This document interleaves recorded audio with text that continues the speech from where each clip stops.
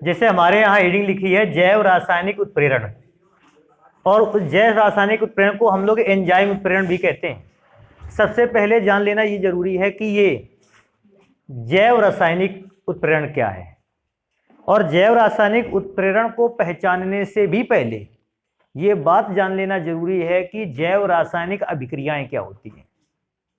बेटा, इस दुनिया में बहुत सारी सजीव प्राणी उपस्थित हैं, बहुत सारे निर्जीव हैं तो बहुत सारे सजीव प्राणी भी हैं, और उन सभी सजीव प्राणियों के अंदर बहुत सारी रासायनिक अभिक्रियाएं संपन्न होती हैं। अगर मैं सभी सजीव प्राणियों को छोड़कर केवल एक सजीव प्राणी पर देखूं, जैसे मनुष्य भी एक सजीव प्राणी ही है, और मनुष्य के शरीर के अंदर बहुत सारी रासायनिक अभिक्रियाएं संपन्न होती हैं। अगर उन रासायनिक अभिक्रियाओं में से देखते हैं तो श्वसन क्रिया मुख्य है। मनुष्य श्वसन क्रिया को ह्यूमन बॉडी पर होने देता है, ये भी एक रासायनिक अभिक्रिया है, क्योंकि ये रासायनिक अभिक्रिया जीवित प्राणी के शरीर के अंदर हो रही है, जीवित प्राणियों में हो रही है। हम इसको नाम देते हैं जैव रासायनिक अभिक्रिया, जीवित प्राणियों के शरीर के अंदर होने वाली रासायनिक अभिक्रिया। अब बात आती है क्या श्वसन क्रिया ही है तो श्वसन जो जैव रासायनिक अभिक्रिया कह सकते हैं? नहीं बेटा, और भी बहुत सारी अभिक्रियाएं हैं जिनको जैव रासायनिक अभिक्रिया कह सकते हैं। जैसे एक और रासायनिक अभिक्रिया हमें दिमाग में आता है, पाचन क्रिया। मनुष्य पाचन क्रिया करता है, और पाचन क्रिया भी एक रासायनिक अभिक्रिया है जो समस्त जीवधारियों के शरीर में होती है। आप जितने भी मनुष्य जीव जंतु देखते होंगे, सभी जीव जंतुओं के शरीर में पाचन प्रक्रिया संपन्न होती है। तो सबसे पहली बात यही जान लेना जरूरी था कि जैव रासायनिक अभिक्रियाएं क्या होती हैं। समझ गए? वे रासायनिक अभिक्रियाएं जो जीवधारियों के शरीर के अंदर क्या होती हैं, संपन्न होती हैं। हम ऐसी रासायनिक अभिक्रिया को क्या कहते हैं? जैव रासायनिक अभिक्रिया। अब उन जैव रासायनिक अभिक्रियाओं के विषय में मैं अगर बात बताऊं, उससे भी पहले एक बात करेंगे। जैसे मैंने मनुष्य के शरीर में होने वाली पाचन क्रिया के अध्ययन को देखा है, तो क्या होता है, मनुष्य भोजन करता है और भोजन को पचाता भी है। लेकिन हमारे शरीर के कई पार्ट हैं, जैसे मैं कुछ पार्ट के नाम लेकर दिखाता हूं। यकृत, अमाशय, एक पार्ट है छोटी आंत, और एक और पार्ट है पित्ताशय। जब मनुष्य भोजन करता है तो मनुष्य के ये भाग जो मैंने भी पढ़ के सुना है, पित्ताशय, अमाशय, यकृत, और मैंने एक पढ़ के सुनाया था छोटी आंत, ये सब क्या करते हैं कि ये सब अपनी ग्रंथियों से एक विशेष प्रकार के केमिकल का रिसाव करते हैं। और ये विशेष प्रकार के केमिकल करते क्या है? हमारे द्वारा किए गए भोजन को पचाते हैं, या दूसरे शब्दों में ऐसा कह सकते हैं कि हमारे द्वारा किए गए भोजन की पाचन क्रिया की वेग को बढ़ा देते हैं। एक सामान्य रूप से प्रयोग के आधार पर अगर देखा जाए, एक अगर मनुष्य के शरीर के अंदर ये रासायनिक पदार्थ ना हो, कौन से रासायनिक पदार्थ ना हो? जो रासायनिक पदार्थ यकृत, अमाशय, ये सब मैं बोला था, ये रासायनिक पदार्थ जो पचाने में भोजन को मदद करते हैं। अगर ये रासायनिक पदार्थ ना हो तो मनुष्य द्वारा किया गया भोजन 50 वर्षों में पचता है। एक बार मनुष्य भोजन करेगा, 50 वर्षों में पचेगा। लेकिन क्योंकि छोटी आंत अवेलेबल है, पित्ताशय अवेलेबल है, यकृत भी है, ये सारे के सारे पदार्थ, ये सारे के सारे हिस्से जो है मनुष्य शरीर के एक विशेष प्रकार के केमिकल को बनाते हैं। और ये विशेष प्रकार के केमिकल मनुष्य के भोजन को 4 से 6 घंटे के अंदर क्या कर देते हैं? पचा देते हैं। मैं क्या सोचता हूं, शरीर के इन भागों द्वारा जो ये केमिकल का रिसाव होता है, ये केमिकल पाचन क्रिया के वेग को क्या कर देता है? बढ़ा देता है। अभी सोचने वाली बात, जो अभिक्रिया 50 साल में हो रही थी, वो अभिक्रिया 4 से 6 घंटे में हो रही है। इसका मतलब अभिक्रिया का वेग बहुत ही कैसा कर दिया गया है? तीव्र कर दिया गया रासायनिक अभिक्रिया का वेग। तो ये जो केमिकल्स होते हैं जो पित्ताशय में बनते हैं, ये सारे केमिकल्स को हम क्या बोलते हैं? एंजाइम। एंजाइम का भी काम क्या है? एंजाइम जैव रासायनिक अभिक्रियाओं के वेग को क्या कर देता है? परिवर्तित कर देता है। अधिकांश एंजाइम जो होते हैं जैव रासायनिक अभिक्रियाओं के वेग को बढ़ाते हैं। तो मैंने इस बात को देखा है कि ज्यादातर जो एंजाइम होते हैं वो जैव रासायनिक अभिक्रियाओं के वेग को क्या कर देते हैं? बढ़ाते हैं। सबसे पहली बात तो यही समझने वाली थी कि जैव रासायनिक अभिक्रियाएं कौन सी होती हैं? होती हैं रासायनिक अभिक्रियाएं ही हैं, लेकिन जीवित प्राणियों के शरीर में होती हैं। दूसरा, एंजाइम क्या होता है? तो एंजाइम मैंने बताया एंजाइम जो है वो एक प्रकार के केमिकल हैं जो मनुष्य की बॉडी के डिफरेंट पार्ट से निकलते हैं या इनका रिसाव होता है, और ये एंजाइम जो है वे कई रासायनिक अभिक्रियाओं की गति, जो अभिक्रियाएं धीमी गति से हो रही हैं उनकी गति को कैसा करते हैं, तीव्र करते हैं। मैं क्या सोचता हूं, जो एक सामान्य रासायनिक अभिक्रिया में जो काम उत्प्रेरक को दिया जाता था कि वो रासायनिक अभिक्रिया की गति को बढ़ाता था, सेम वही कार्य जैव रासायनिक अभिक्रियाओं में किसका कार्य है, एंजाइम का। एंजाइम का वर्ग क्या है, ये जैव रासायनिक अभिक्रियाओं की गति को क्या करता है, बढ़ाता है। तो मुझे दो चीजें सबसे पहले पता कर लेनी थी, एक तो जैव रासायनिक अभिक्रियाएं क्या होती हैं, फिर दूसरा एंजाइम क्या होता है।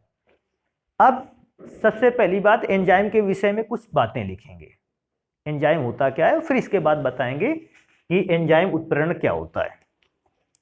जैसे अगर एंजाइम के विषय में मैं पहला पार्ट लिखना चाहूं कि एंजाइम के विषय में अगर कोई भी बात बताते हैं तो हम बताते हैं, देखो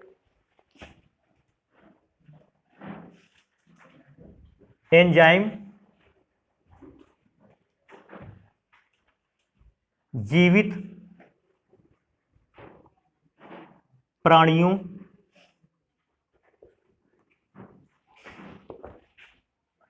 के शरीर के विभिन्न भागों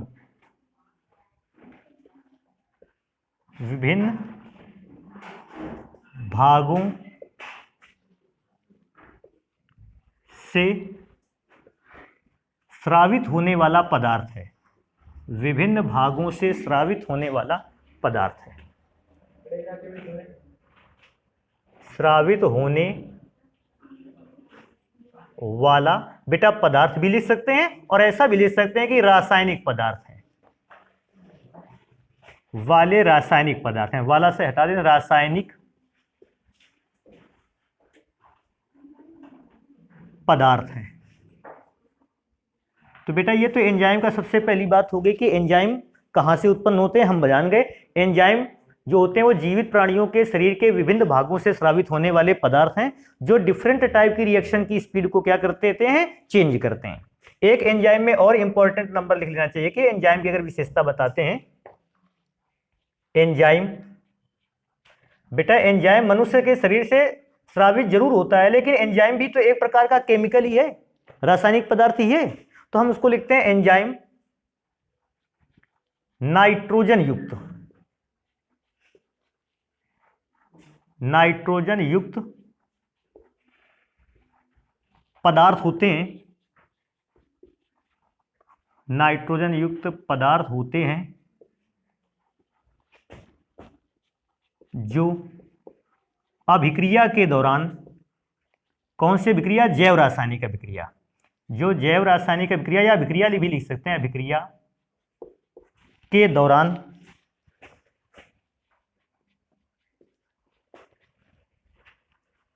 अभिक्रिया के दौरान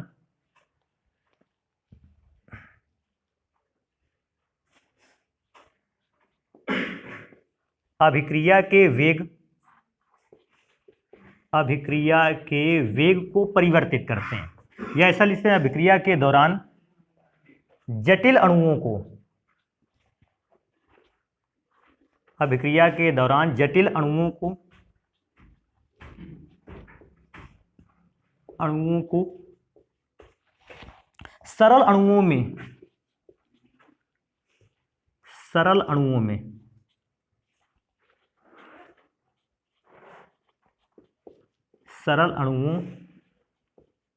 में अपघटित कर देते हैं।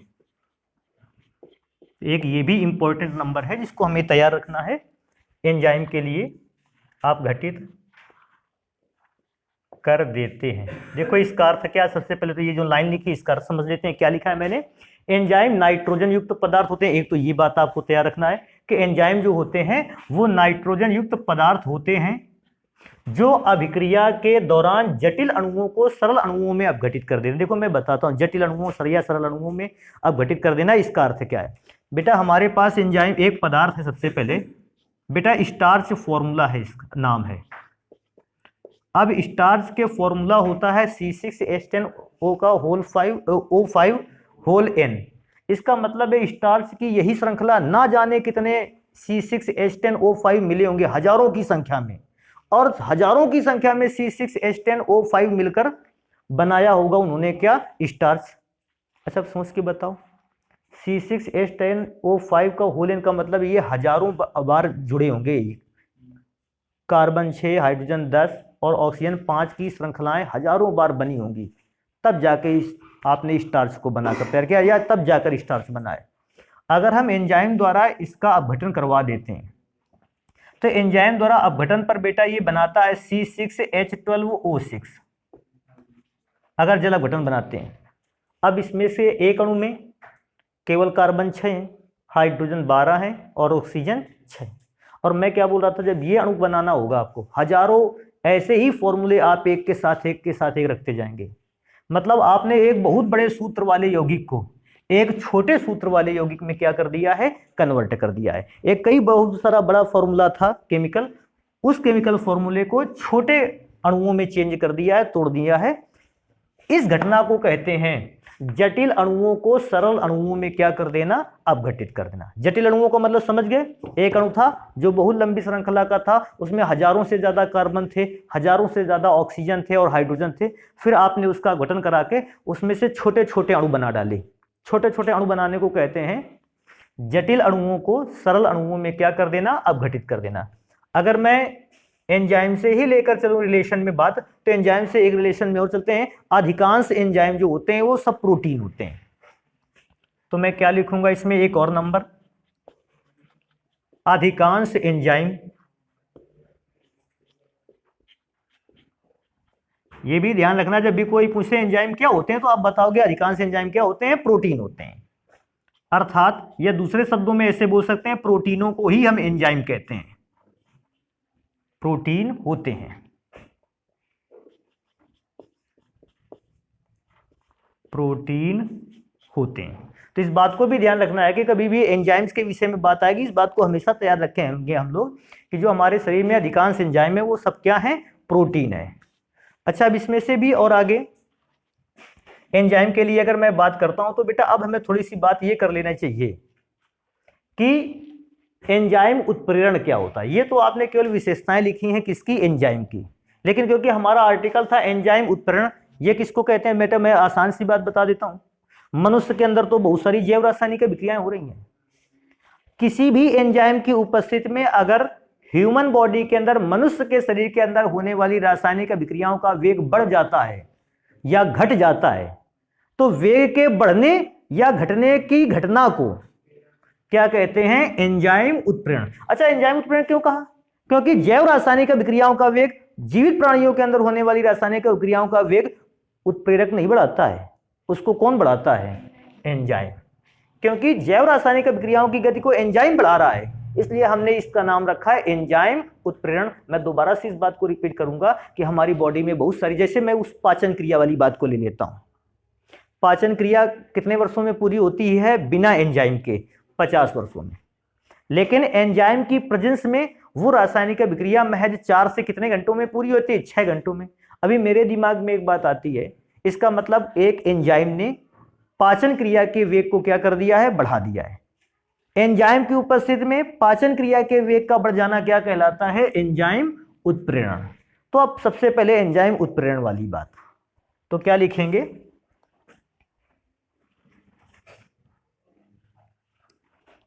किसी जैव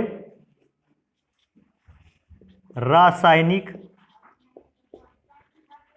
किसी जैव रासायनिक अभिक्रिया, बेटा जैव रासायनिक अभिक्रिया समझ गए ना किसको कहते हैं, किसी जैव रासायनिक अभिक्रिया का एंजाइम की उपस्थिति में, का एंजाइम की उपस्थिति में, एंजाइम की उपस्थिति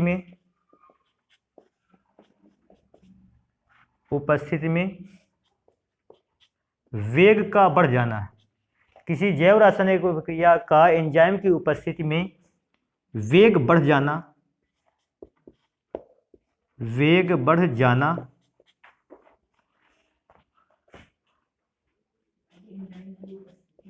एंजाइम की उपस्थिति में वेग बढ़ जाना, एंजाइम की उपस्थिति में वेग बढ़ जाना जैव रासायनिक उत्प्रेरण कहलाता है। जैव रासायनिक उत्प्रेरण कहलाता है। जैव रासायनिक उत्प्रेरण कहलाता है। और बेटा एक बात तो मैंने लिखी नहीं कि इस जैव रासायनिक उत्प्रेरण को ही हम क्या कहते हैं, एंजाइम उत्प्रेरण। तो हम कहते हैं, इसमें लिख देते हैं, इसे एंजाइम उत्प्रेरण के नाम से भी जाना जाता है। इसे एंजाइम उत्प्रेरण के नाम से भी जाना जाता है। नाम से भी जाना जाता है। अच्छा, कोई पूछेगा एंजाइम उत्प्रेरण क्यों कहा, तो बताओगे एंजाइम की उपस्थिति में जैव रासायनिक अभिक्रिया का क्योंकि वेग बढ़ा था, या जैव रासायनिक अभिक्रिया का वेग बढ़ा था किसकी उपस्थिति में, एंजाइम की उपस्थिति में। एंजाइम ने ही तो वेग को बढ़ाया है, क्योंकि एंजाइम ने वेग को बढ़ाया है, हम इसलिए इस सब क्या बोलते हैं अभिक्रिया को, एंजाइम उत्प्रेरण, इस नाम से जानते हैं एंजाइम उत्प्रेरण को। अच्छा, एक और चीज बेटा इसी में से इंपॉर्टेंट है जो हम लोगों को पता होनी चाहिए। क्या पता होनी चाहिए कि जब एंजाइम बनकर तैयार होता है या एंजाइम का स्राव अपने बॉडी से होता है, अब ये भी बात भूल मतलब परेशानी मत करना अपने आप को कि क्या मनुष्य के ही शरीर में एंजाइम का रिसाव होता है। बेटा सभी जीवधारियों में एंजाइम का बेटा रिसाव होता ही है, और उस एंजाइम से केवल पाचन या विक्रिया संपन्न नहीं हो रही है, बहुत सारे एंजाइम रिसाव में आते हैं और उन सारे के सारे एंजाइम का अपना एक अलग कार्य है, उसको पूरा करते हैं। लेकिन बेटा मैंने पहले ही लिख रखा था इस बात को, एंजाइम समस्त एंजाइम क्या होते हैं, प्रोटीन होते हैं। अभी एक इनमें से बात और अलग से रहेगी और इसको ध्यान भी रखना है क्या कि एंजाइम का कुछ भाग, ध्यान रखना एंजाइम अगर कई केमिकल्स का मिक्सचर है तो इसका मतलब एंजाइम में कई भाग हैं उपस्थित हैं। एंजाइम में एक भाग ऐसा भी उपस्थित होता है जो अप्रोटीनीय होता है। अप्रोटीनीय का मतलब समझते हो, जिसमें प्रोटीन नहीं पाया जाता है, और उस भाग को, एंजाइम के उस भाग को कहते हैं सह एंजाइम या को एंजाइम। ध्यान रखना इस बात को। वैसे तो सारे के सारे एंजाइम कैसे होते हैं, प्रोटीन, लेकिन इन एंजाइम्स में एक भाग ऐसा भी पाया जाता है जिसमें प्रोटीन नहीं होता है। ऐसे भाग को कौन सा भाग कहते हैं, अप्रोटीनीय भाग। और उस अप्रोटीनीय भाग को हम एक और नाम से जानते हैं, को एंजाइम या सह एंजाइम। को एंजाइम अंग्रेजी में है इसका नाम, और सह एंजाइम नाम है इसका हिंदी में। आपने पढ़ा भी होगा कभी कभी, सिरप वगैरह आते हैं तो उन पर लिखा होता है को एंजाइम या एंजाइम की बात लिखी होती है, अर्थात वे भी एक प्रकार के क्या हैं, उत्प्रेरक हैं। कौन उत्प्रेरक है, एंजाइम। सह एंजाइम उत्प्रेरक नहीं है। पहले हम सह एंजाइम के विषय में लिख लें और फिर बताते हैं सह एंजाइम का क्या कार्य करता है। नहीं लिख लेते हैं इस बात को, लिखते हैं।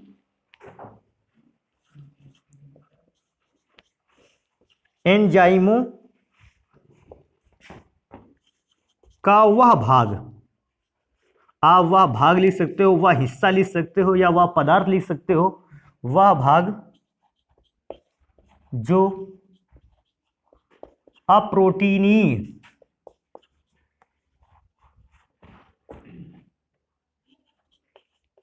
होता है, या अप्रोटीनीय को ऐसा भी तो लिख सकते हो, या जिसमें प्रोटीन नहीं पाया जाता, जिसमें प्रोटीन नहीं पाया जाता, नहीं पाया जाता है। और जिसमें प्रोटीन नहीं पाया जाता है वह भाग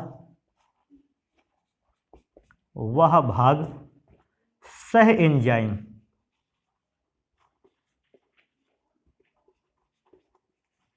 एंजाइम या बेटा अंग्रेजी में इसको क्या बोलते हैं, को एंजाइम। तो अगर कभी को एंजाइम के नाम से भी लिख कर आता है तो हमें प्रॉब्लम नहीं होगी, क्योंकि हमने पढ़ लिया है कि सह एंजाइम को ही क्या कहते हैं, को एंजाइम भी कहते हैं। वह भाग सह एंजाइम या को एंजाइम कहलाता है।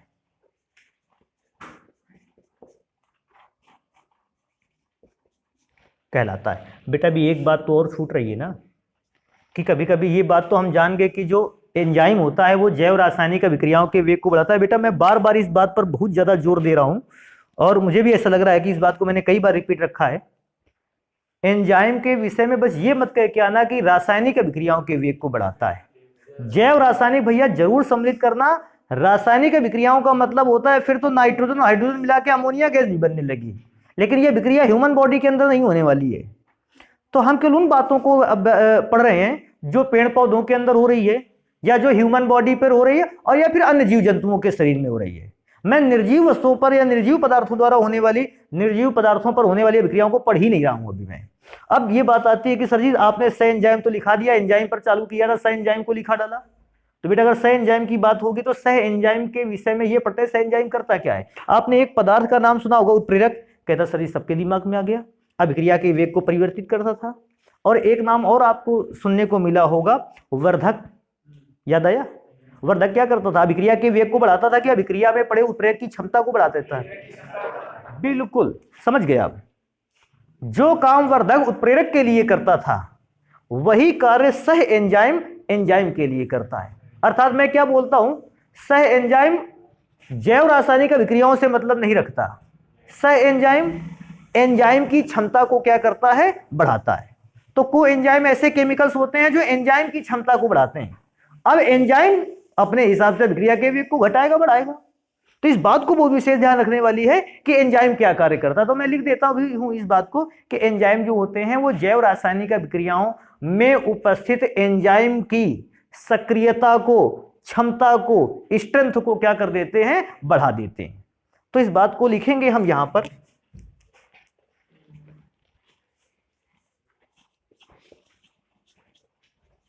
एंजाइम जैव रासायनिक, एंजाइम जैव रासायनिक अभिक्रिया में उपस्थित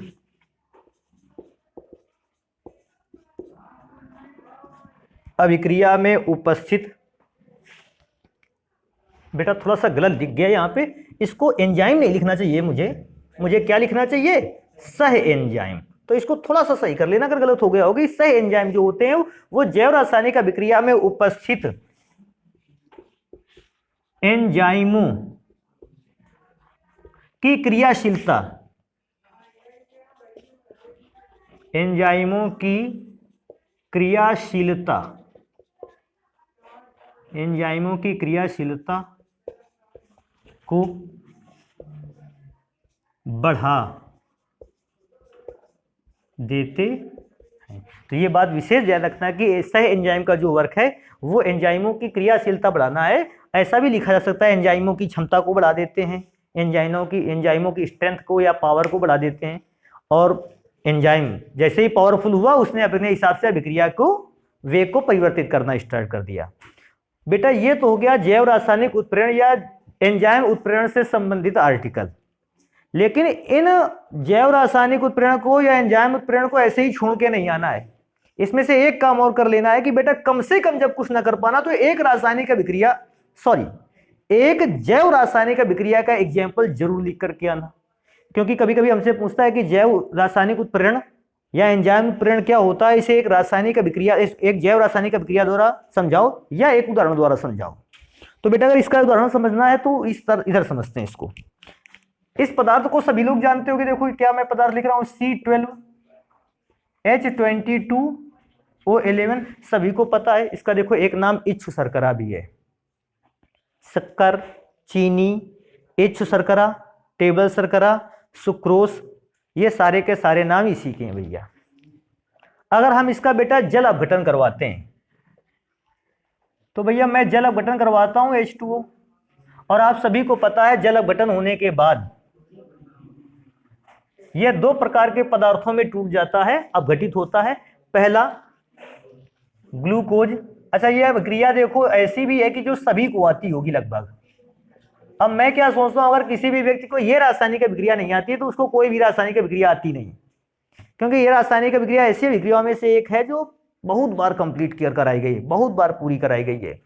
लेकिन बेटा ये रासायनिक अभिक्रिया तो इसे नॉर्मली कंप्लीट हो रही है, हमको तो एंजाइम की बात बतानी थी, नहीं बतानी थी कि एंजाइम रासायनिक अभिक्रिया के वेग को क्या कर देगा, चेंज करेगा। तो मैंने इसके ऊपर एक निशान पर, तीर के निशान के ऊपर लिख रखा है एक एंजाइम, बेटा इसका नाम है इनवर्टेज।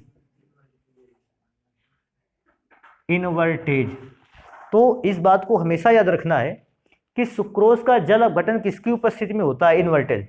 सुक्रोज का जल अपघटन इनवर्टेज की उपस्थिति, ये बॉडी के अंदर रिएक्शन होती है।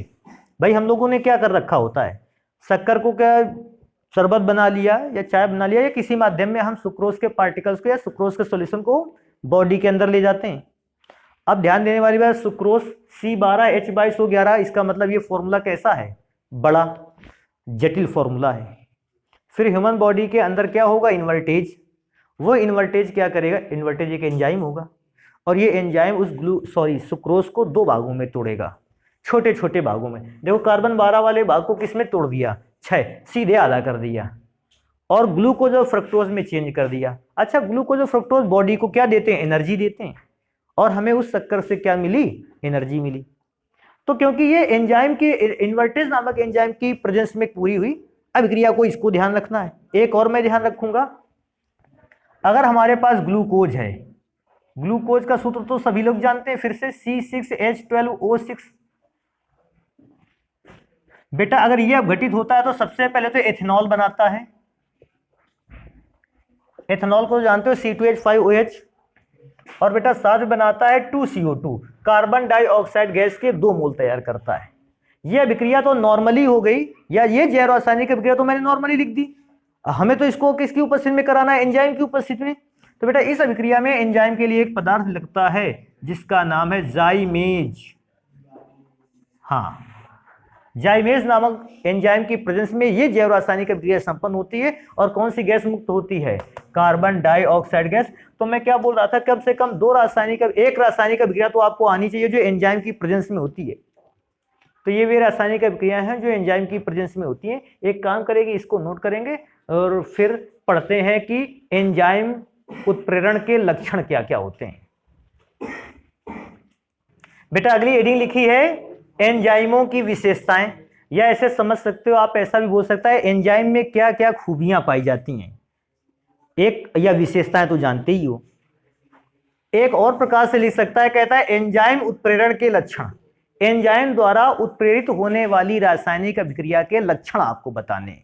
अगर इन दोनों में से कोई भी आर्टिकल आपके लिए आता है एग्जाम में, आप उसका आंसर एक ही लिख कर आओगे। क्या आंसर लिख के आओगे, एंजाइम की कुछ विशेषताएं पढ़नी है हम लोगों को।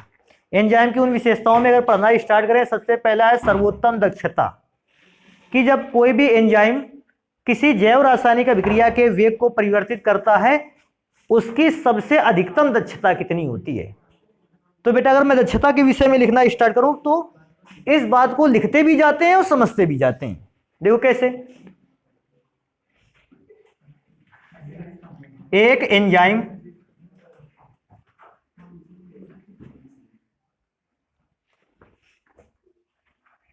इतना अधिक दक्ष हो सकता है, इतना अधिक दक्ष हो सकता है। बेटा दक्ष का ऐसा भी ले सकते हो, सक्रिय हो सकता है, सक्रिय हो सकता है, कि वह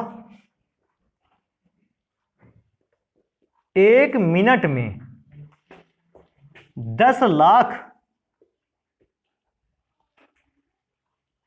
अभिकारक अणुओं, 10 लाख अभिकारक अणुओं की अभिक्रिया को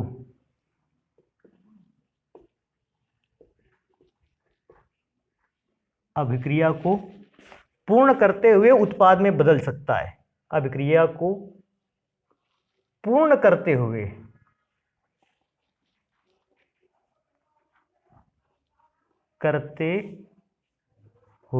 उत्पाद में बदल सकता है, उत्पाद में बदल सकता है। तो बेटा एक बात तो दक्षता में अगर बात आती है, दक्षता का मतलब क्षमता, तो आपको ये बताना था कि उत्प्रेरक अधिकतम कितनी क्षमता को दिखा सकता है। तो मैंने लिखा भी अधिकतम कितनी क्षमता को दिखा सकता है। तो कोई कोई रासायनिक अभिक्रिया ऐसी भी हो सकती है, सॉरी जैव रासायनिक अभिक्रिया ऐसी भी हो सकती है जिसमें 1 मिनट के अंदर जो है एंजाइम 10 लाख अभिकारक अणुओं की अभिक्रिया करवाएगा भी और उससे प्रोडक्ट का निर्माण भी करेगा, अर्थात उत्पाद ही बना देगा। मतलब एंजाइम की ये दक्षता है, क्षमता है। और एंजाइम की क्षमता ये तो है अभिकारक अणुओं की संख्या जिनकी अभिक्रिया 1 मिनट में ये करवा सकता है। और अगर कभी कभी ये भी पूछ लेता है, बताओ अच्छा एंजाइम जो है वो उच्चतम दक्षता पर अभिक्रिया के वेग को कितने गुना बढ़ा सकता है। ऐसा भी क्वेश्चन आता है हम लोगों के यहाँ कि अगर एंजाइम जो है वो अपनी उच्चतम दक्षता पर वर्क करे तो एक जैव रासायनिक अभिक्रिया के वेग को कितने गुना बढ़ा सकता है। आप तो इससे अंदाजा लगा लीजिए कि 50 वर्षों में होने वाली पाचन अभिक्रिया को 4 से 6 घंटों में कंप्लीट करवा देता है। 4 से 6 दिन भी नहीं बोलता मैं, 4 से 6 घंटों में पूरा करा देता है। और कभी कभी तो लोगों का जीवन काल 50 वर्ष होता है, मतलब अपने पूरे संपूर्ण जीवन काल में जो भोजन को पचा पाते वो मात्र 4 से 6 घंटे में पचा देता है। तो ये तो उसकी दक्षता है, नॉर्मल है समझ लो। अगर उच्चतम दक्षता की बात करेगा तो मैं उसके लिए भी लिखता हूं कि जबकि उच्चतम दक्षता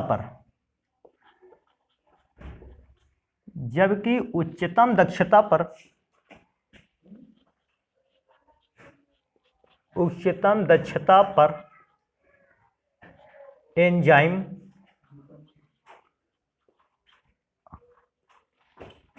जैव रासायनिक अभिक्रिया के वेग को जैव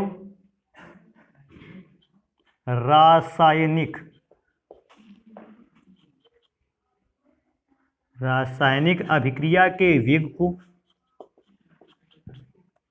अभिक्रिया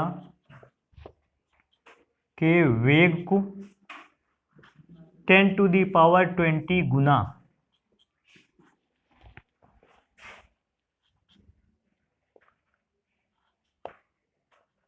बढ़ा सकते हैं।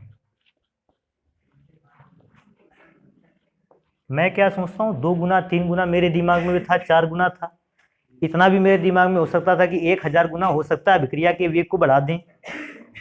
10,000 गुना भी, अच्छा 10,000 गुना बढ़ाता अगर वेग को एंजाइम तो उसको लिखते 10⁻4 गुना, नहीं 10,000 गुना, क्योंकि उसने वेग को बढ़ाया है। अभी प्रॉब्लम है 10 कितने गुना, 20 गुना। तो भैया आप इकाई, दहाई, सैकड़ा, हजार वाला जो गिनती है इसको पढ़ते रहना आगे, और 10⁻20 गुना का अर्थ समझने की कोशिश करना। मैं 10⁻20 नंबर देखते ही इस बात को समझ गया कि अभिक्रिया जैव रासायनिक अभिक्रिया के वेग को बहुत तीव्रता से बढ़ाने वाला है। तो मैं आगे नेक्स्ट नंबर लिखता हूं। ये तो सर्वोत्तम दक्षता की बात हो गई कि एंजाइम सर्वोत्तम दक्षता कब दिखा सकता है या कितनी दिखा सकता है। नेक्स्ट हेडिंग आती है विशिष्ट प्रकृति। तो मैंने नेक्स्ट हेडिंग डाल रखी है विशिष्ट प्रकृति।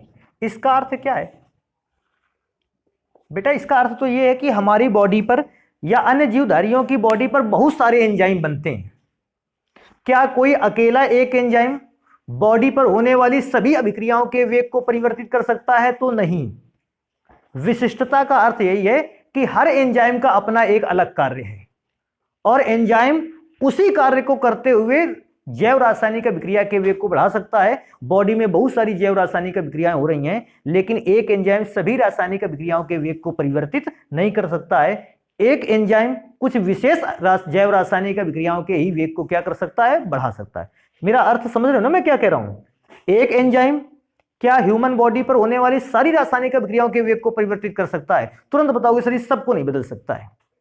ऐसा हो सकता है कि एक एंजाइम ह्यूमन बॉडी में होने वाली कुछ अभिक्रियाओं के वेग को क्या कर सकता हो? परिवर्तित कर सकता हो। अर्थात एक एंजाइम कुछ चुनी गई अभिक्रियाओं के वेग को ही क्या कर सकता है? परिवर्तित कर सकता है। तो विशिष्ट प्रकृति कि हर अभिक्रिया के लिए एक एंजाइम कैसा है? विशिष्ट है, अलग है। उस अभिक्रिया के, उस जैव रासायनिक अभिक्रिया का वेग केवल वही एंजाइम बढ़ा सकता है। तो मैं क्या लिखूंगा इसमें से कि अलग अलग जैव रासायनिक अभिक्रियाओं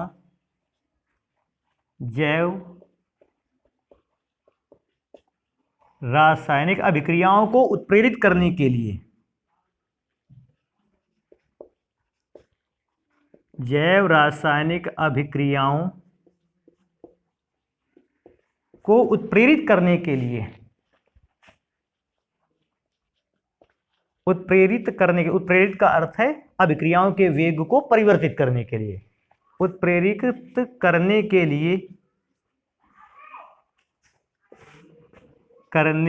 लिए अलग अलग एंजाइमों की आवश्यकता होती है, अलग अलग एंजाइमों की आवश्यकता होती है, अलग अलग एंजाइमों की आवश्यकता होती है, एंजाइमों की आवश्यकता होती है।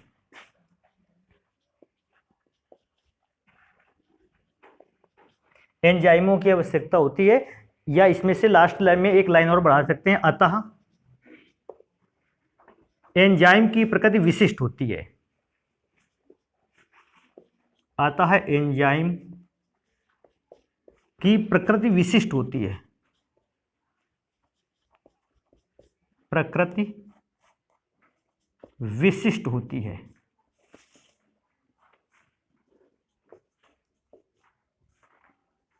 एक विशेष प्रकार का एंजाइम कुछ विशेष प्रकार की अभिक्रिया के वेग को परिवर्तित कर सकता है, हर एक अभिक्रिया के वेग को परिवर्तित नहीं कर सकता है। इसके बाद बेटा आता है अनुकूलतम ताप।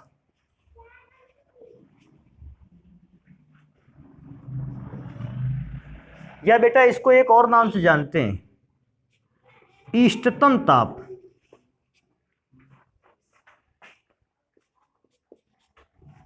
अनुकूलतम ताप इसको कहते हैं, या इसको एक और नाम जानते हैं, इष्टतम ताप। अब अनुकूलतम ताप या इष्टतम ताप होता क्या है बेटा? जैसे जैव रासायनिक अभिक्रियाओं का वेग तो आप समझते हो वैसे भी धीमा होता है, केवल एंजाइम की उपस्थिति में यह अभिक्रियाओं के वेग को परिवर्तित किया जा सकता है। अभी मैं क्या सोचता हूं कि एंजाइम के भी कार्य करने के लिए एक निश्चित ताप होता होगा। एक एंजाइम के कार्य करने के लिए जो निश्चित ताप है, उचित ताप है, अच्छा ताप है, सर्वोत्तम ताप है, वो है 25 डिग्री सेल्सियस से 35 डिग्री सेल्सियस।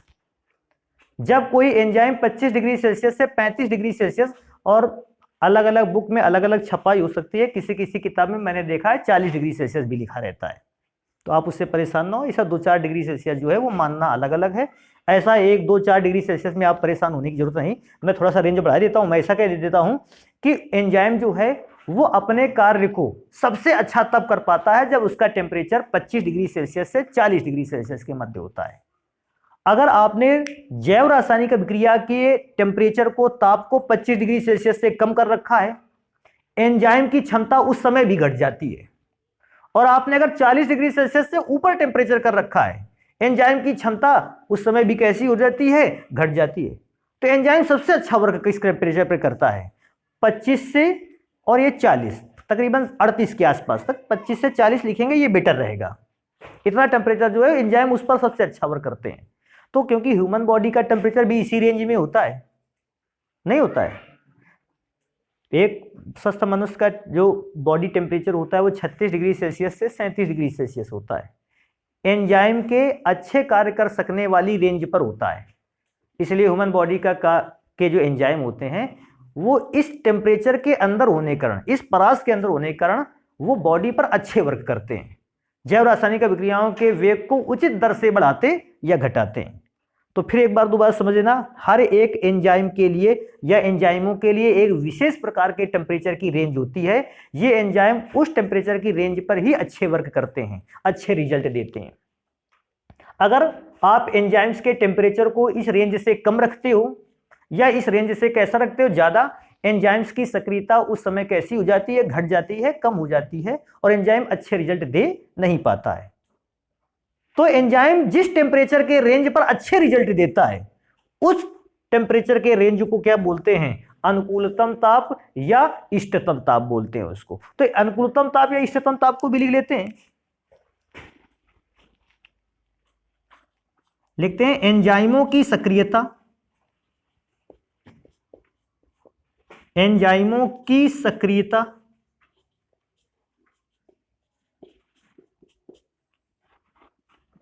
एंजाइमों की सक्रियता 25 डिग्री सेल्सियस से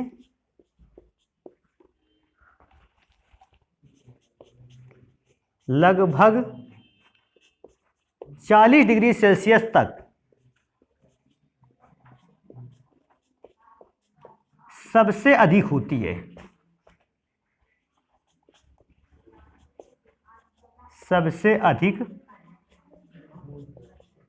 होती है मतलब अगर एंजाइम्स के लिए टेम्परेचर 25 डिग्री सेल्सियस से 40 डिग्री सेल्सियस के मध्य एंजाइम की सक्रियता उस समय सबसे अधिक है। इस ताप के परास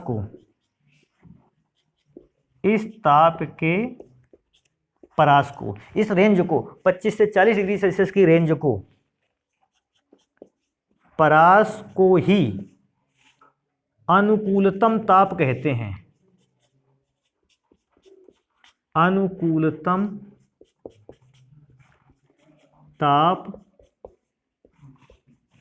कहते हैं। तो बेटा ये हो गया अनुकूलतम ताप। इसके बाद जस्ट एक और हेडिंग पड़ेगी, अनुकूलतम पीएच। अनुकूलतम पीएच, या इसको बेटा ऐसे भी बोल सकते हैं इष्टतम।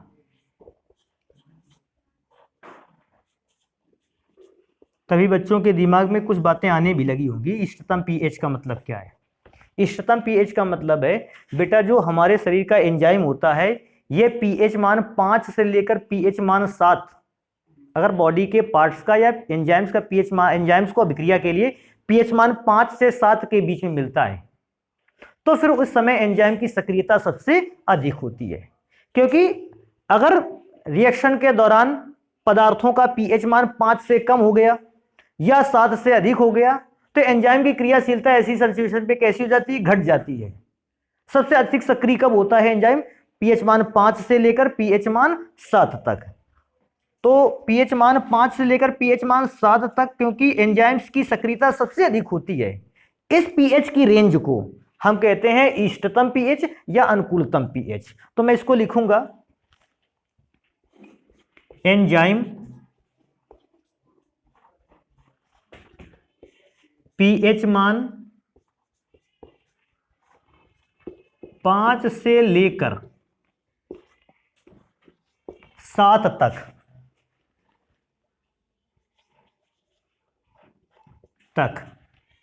के माध्यम में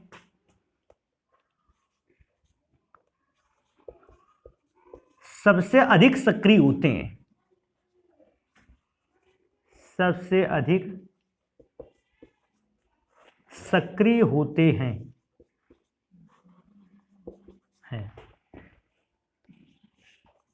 अतः पीएच मान का यह परास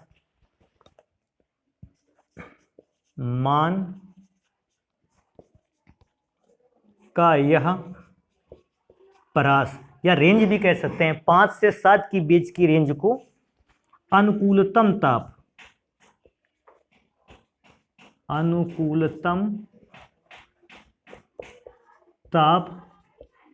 या इष्टतम ताप कहते हैं। सॉरी, अनुकूलतम पीएच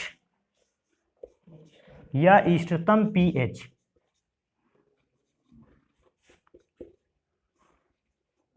कहते हैं। तो बेटा ये हो गया अनुकूलतम पीएच कि एंजाइम्स के अभिक्रिया के लिए, एंजाइम्स को अभिक्रिया करवाने के लिए, वेग को बढ़ाने या घटाने के लिए एक निश्चित पीएच वैल्यू चाहिए और वो पीएच वैल्यू होती है 5 से 7। और जब कभी भी ऐसा माध्यम मिल जाता है जिसमें 5 से 7 ही पीएच मान है, वहां पर एंजाइम सबसे अधिक सक्रिय होता है और अच्छे रिजल्ट देता है।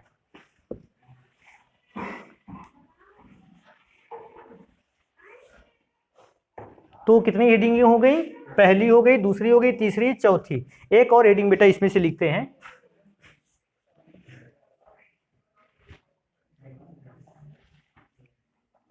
विष। नाम याद आ रहा है विष का? पॉइजन। और आप लोगों ने उत्प्रेरक पर इस आर्टिकल को पढ़ रखा था। अच्छा, विष क्या करता था उत्प्रेरक में? अगर देखा जाए, ये उत्प्रेरक की सतह को क्या कर लेता था, ढक लेता था। और क्योंकि उत्प्रेरक की सतह ढक जाती थी, उत्प्रेरक की क्रियाशीलता या तो कम हो जाती थी या तो समाप्त हो जाती थी, और उत्प्रेरक कार्य करना क्या कर देता था, बंद कर देता था। एंजाइमों का सेम है, एंजाइम विष भी पाए जाते हैं, और जो एंजाइम विष होते हैं ये एंजाइम की सतह को क्या कर लेते हैं, ढक लेते हैं, और एंजाइमों की क्रियाशीलता को भी क्या कर देते हैं, नष्ट कर देते हैं। तो ये एंजाइम विष के लिए भी मुझे लिखना होगा कुछ, तो मैं क्या लिखता हूं, एंजाइम विष ऐसे पदार्थ होते हैं, एंजाइम विष ऐसे पदार्थ होते हैं,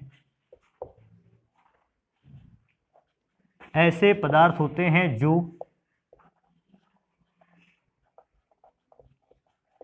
एंजाइम की सतह को ढककर, एंजाइम की सतह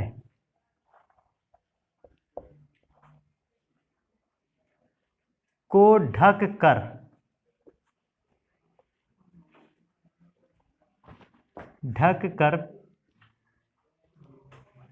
एंजाइम की सक्रियता को, एंजाइम की सक्रियता को नष्ट कर देते हैं, नष्ट कर देते हैं, कर देते हैं, या एंजाइम की सक्रियता को कम कर देते हैं। नष्ट भी कर सकते हैं और सक्रियता को कम भी कर सकते हैं, या एंजाइम की सक्रियता को कम कर देते हैं।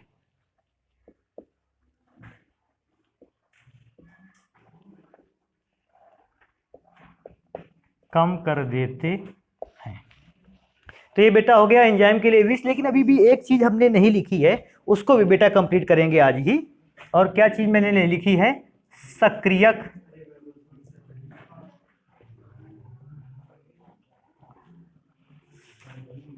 एवं सह एंजाइम।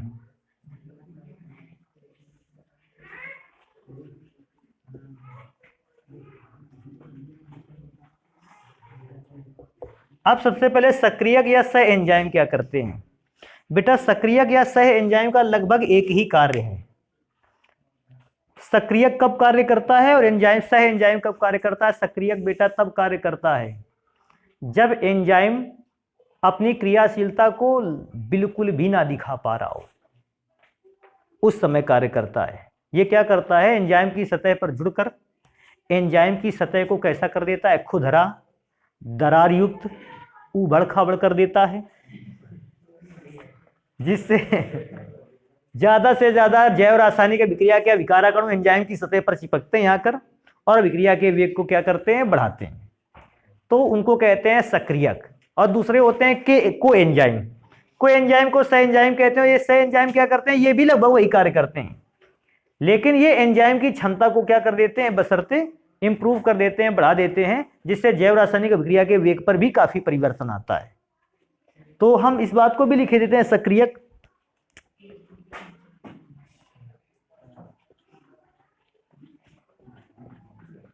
एंजाइमों के लिए Na plus Cu double plus CO double plus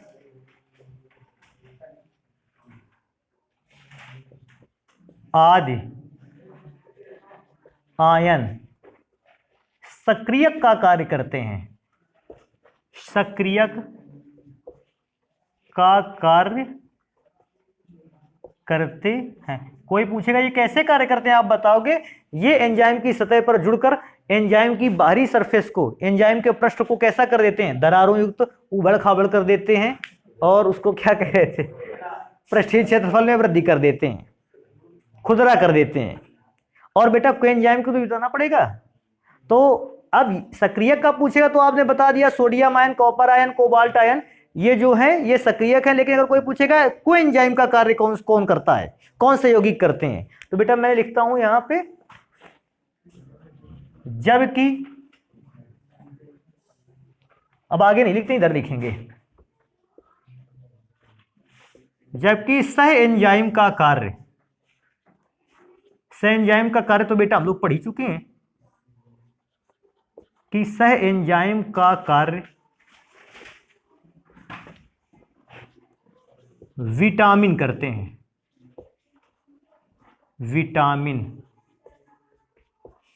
करते हैं। या बेटा ऐसा भी तो समझ सकते हैं हम लोग कि सह एंजाइम एक प्रकार के क्या होते हैं, विटामिन होते हैं।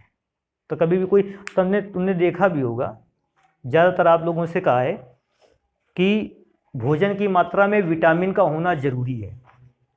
बेटा क्या होता है ना कि जैसे एक नॉर्मल सी बात करते हैं कि अगर हमारे यहाँ पाचन क्रिया को एंजाइम अभिक्रिया के वेग को बढ़ा रहा है, तो जब एंजाइम पाचन क्रिया के वेग को बढ़ाएगा तो कुछ समय बाद एंजाइम की क्षमता क्या होने लगेगी, घटने लगेगी। शुरुआत में तो इसने बहुत अच्छा काम किया होगा, लेकिन कुछ ही क्षण बाद या कुछ समय बाद हम इस बात को देखेंगे कि एंजाइम अपनी क्षमता को, अपनी सक्रियता को क्या कर रहा है, खो रहा है। जरूरत होगी कि एंजाइम की क्षमता को क्या किया जाए, तो एंजाइम की क्षमता को कौन बढ़ाएगा, सह एंजाइम। और सह एंजाइम क्या होते हैं, विटामिन। अर्थात ह्यूमन बॉडी को या किसी भी जीवित शरीर को विटामिन भी भोजन में पर्याप्त मात्रा में मिलना चाहिए, ताकि ये विटामिन सह एंजाइम का कार्य करते हुए एंजाइमों की क्षमता को क्या कर सकें, बढ़ा सकें। तो ध्यान रखना, सह एंजाइम एक प्रकार के क्या होते हैं, विटामिन, और इनका कार्य क्या होता है, ये एंजाइम्स की क्षमता को क्या कर देते हैं, बढ़ा देते हैं, जिससे जैव रासायनिक अभिक्रियाओं के वेग को प्रभावित किया जा सकता है। तो आज बेटा इतनी ही चीजों को पढ़ेंगे। अभी एक और उत्प्रेरण में आर्टिकल छूटता है जो बहुत ही छोटा रहेगा, तो इसको पढ़ेंगे कल, और फिर इसके बाद पढ़ेंगे कि कोलाइडल सॉल्यूशन क्या होते हैं।